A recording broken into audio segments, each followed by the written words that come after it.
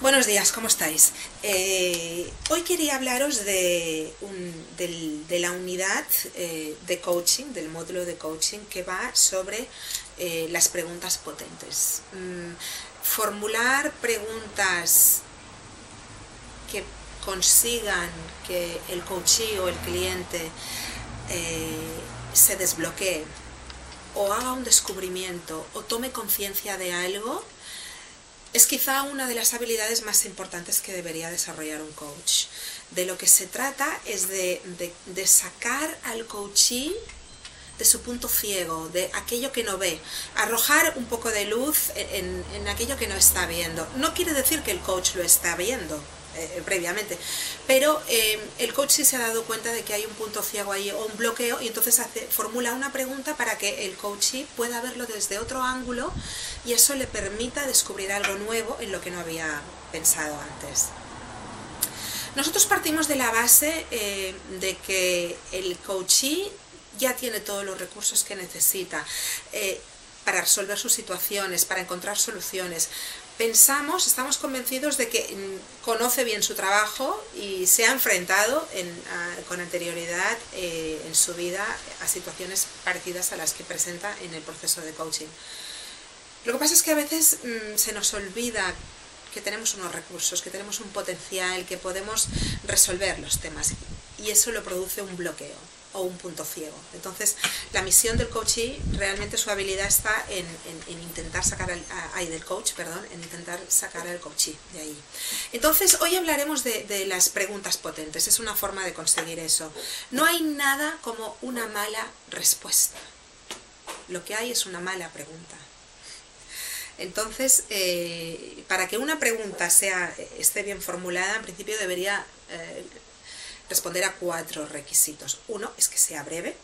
Cuantas menos palabras haya en la pregunta, mejor, porque entonces das la oportunidad a la persona para que exponga en la respuesta todo lo que quiere con relación a una pregunta amplia o abierta. La persona está eligiendo cómo quiere enfocar esa pregunta. Entonces, procurad que vuestras preguntas no contengan ya casi una media respuesta o ya vayan sugiriendo una respuesta, ¿no? Procurad que en vuestra pregunta no haya contenido de respuesta, sino solo pregunta. Ya hablaremos más adelante de esto.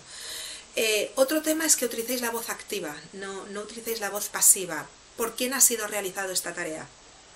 Es muchísimo más fácil e entendible preguntar quién ha realizado esta tarea. Muchísimo más fácil, más sencillo.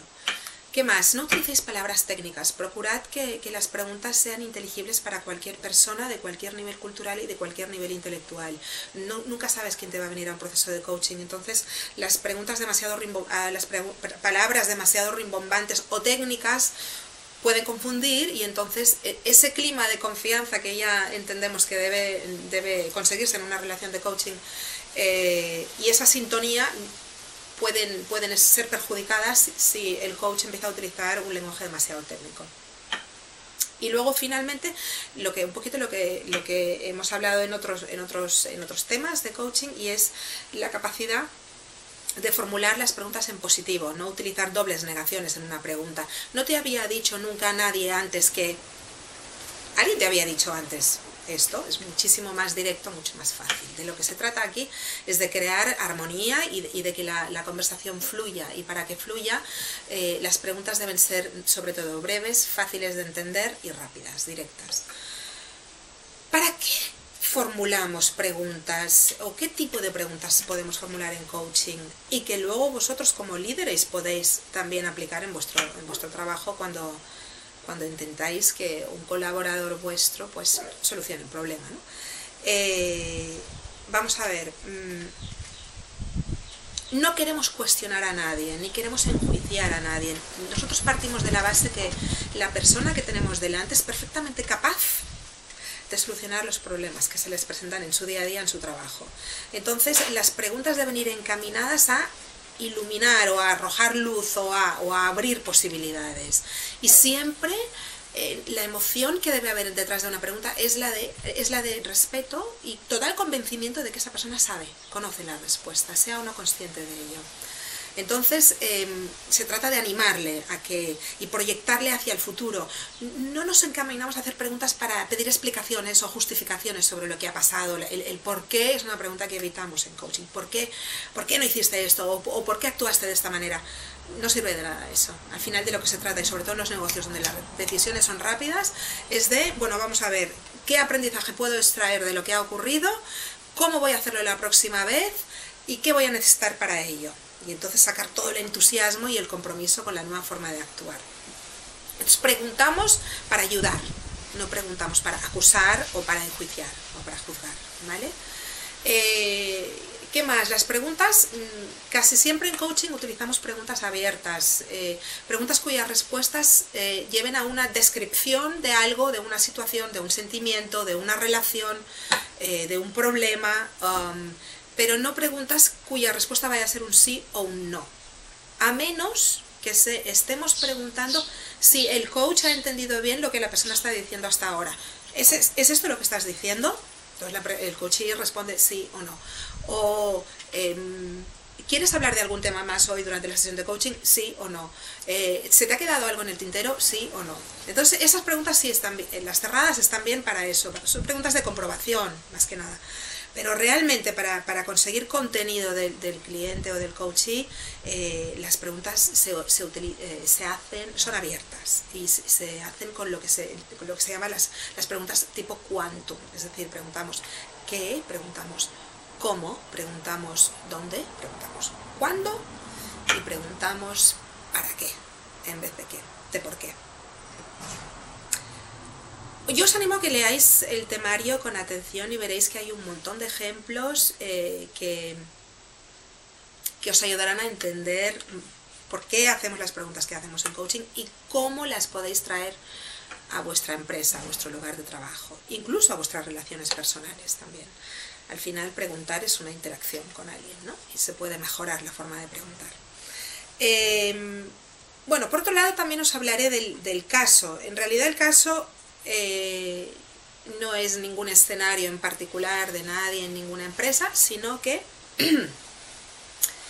es una lista de, si no recuerdo mal, 20 preguntas en las que lo que tenéis que hacer es identificar las preguntas que están mal formuladas de estas 20 y proponer cómo las formularíais correctamente, según lo he leído en los apuntes.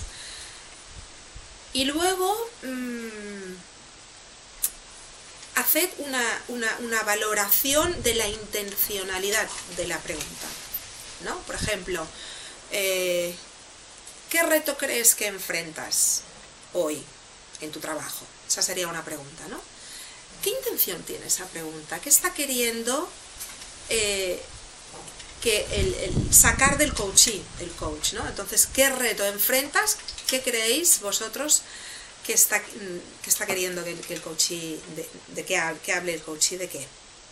Entonces, aquí la intencionalidad de la pregunta es que el coachee explique la situación actual y de qué modo esa situación le desafía o le saca de su zona de confort. Entonces es una buena pregunta. ¿Qué retos estás enfrentando ahora, ¿no? En tu trabajo? Y a partir de aquí se puede identificar todos aquellos aspectos en los que se puede trabajar durante la sesión de coaching o durante el proceso de coaching. También cuando resolváis el caso, me gustaría mucho que me dijerais qué habéis aprendido de este capítulo y cómo lo vais a llevar a vuestro puesto de trabajo, qué vais a hacer distinto a partir de ahora, cuál ha sido vuestro aprendizaje, ¿no? Y de qué modo lo vais a aplicar en el trabajo.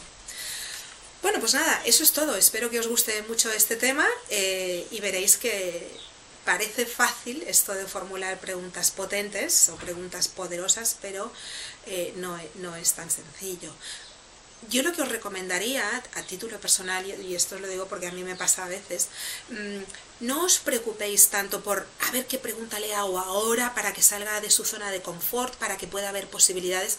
Yo creo que no os obsesionéis tanto con cuál va a ser vuestra siguiente pregunta, sino simplemente escuchad, prestad mucha atención al contenido, a lo que se está diciendo la persona y también a las emociones que hay detrás, a sus necesidades prevalentes, lo que hay detrás. Y entonces sabréis, os saldrá la pregunta casi de forma intuitiva y de forma natural.